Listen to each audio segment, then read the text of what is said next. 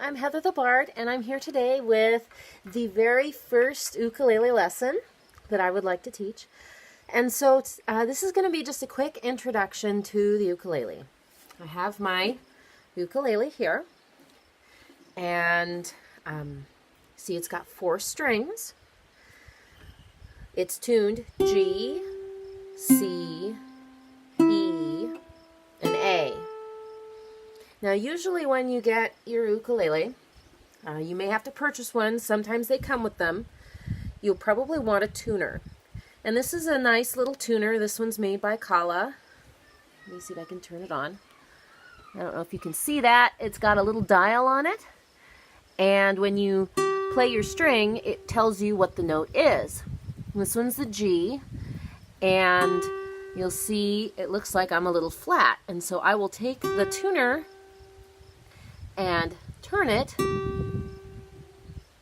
until that dial comes up right to the middle, where all of a sudden the face turns green, and that means you're in tune. See, my C's in tune, my E is a little flat, and there we go. Now I'm in tune.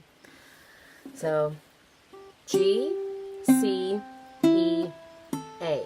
That's standard ukulele tuning. Now, I like to do a little PSA here, especially because it's summer right now where I'm at. And I like to remind everybody, ukulele, they're just like people. They have a head, like we do. They have a neck, like we do. They have a body, like we do, and a waist, and a tail.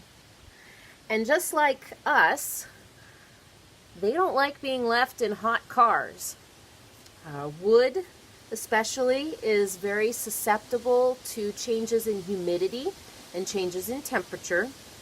And just like you yourself would not like to sit in a hot car closed up for very long at all, your ukulele doesn't like to sit in a hot car closed up for very long at all. And this also goes with cold temperatures too. If you're in an area where you get really cold winters, please don't leave your ukulele in the car overnight.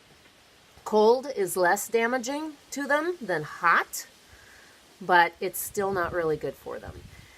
I've seen absolutely horrendous pictures of people who've left their instruments in a hot car, and you see things like the finish will start to bubble. I saw one where the glue failed, where the neck joins the body of the instrument and it had separated. And sometimes, I mean, you may not have an issue with it the first time or the second time, but if you keep doing it repeatedly, you will eventually cost yourself some damage that may result in a serious bill to an instrument repair technician or a whole new instrument. And so that said, this is your ukulele. You now know how to tune them. I will do a video later on how to change your own strings. And beyond that, you can start playing.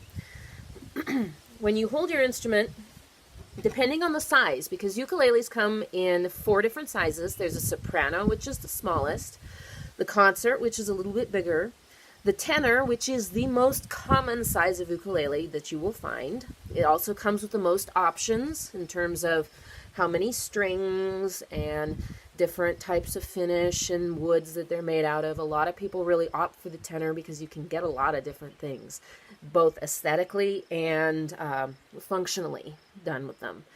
They're also the largest number of ukuleles that are wired to play with a sound system as well. So that's another thing. And then there's also the baritone. The baritone is the biggest. I like the baritone because it's a little bit bigger. It's the biggest ukulele that they make, but it's still plenty small.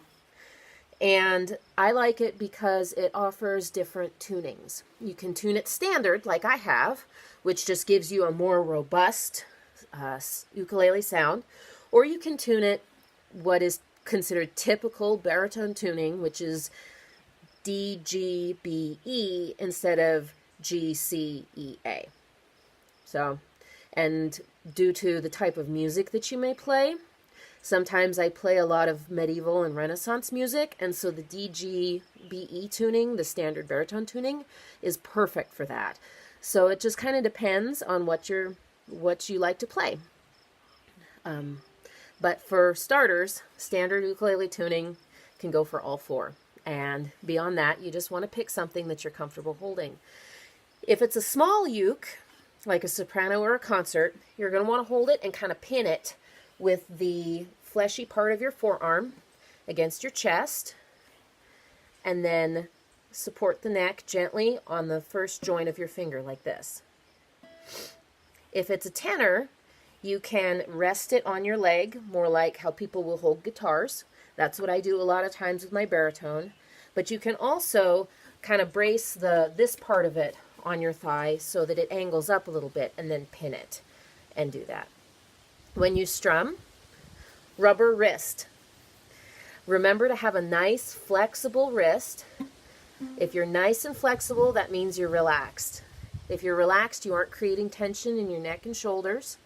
And tension starts and it creates a chain reaction. So if your wrist locks up and gets tight, it'll eventually lock up and fatigue your elbow. And then it'll lock up and fatigue your shoulder. And then it comes into your neck and it moves across, and pretty soon you're just tight and you're like death gripping your instrument, and that's not what we want. So just remember, nice loose rubber wrist. Because part of this, the looser and more relaxed you are, the faster you'll be able to play, and the more complicated stuff you'll be able to play too later on, if you manage to keep a nice relaxed way of strumming. Now as far as on this, I like to have my first joint right here. That gives me good reach all the way up here, all the way down here. It allows me to stretch out my pinky to play other things, and it also, because I'm bracing my thumb gently on the back here, it enables me to move up and down the neck very easy. And beyond that, when you're playing your chords, and I'm going to turn like this so you can see, when you grip something, say you go to pick up a can of soda, note where your thumb is. It's almost always in the middle of where your fingers are. It's generally not up here, and it's generally not down there. It's right there. And that's because ergonomically, that is the most efficient way to grip something with the least amount of force. When you play your chords, say I'm going to play my C chord, note where my thumb is. It's almost always right there. And that's because if I have my thumb clear up here, I'm going to have to press way hard, and it's going to put strain on my hand. Same thing if I have my thumb way down here.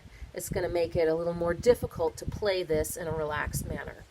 So just pay attention when you're learning your fingerings and your chord positions, that you're gripping your instrument in a comfortable way, because the more relaxed you are, the faster and more complicated you can play later. And that makes it a lot easier on everything all the way around.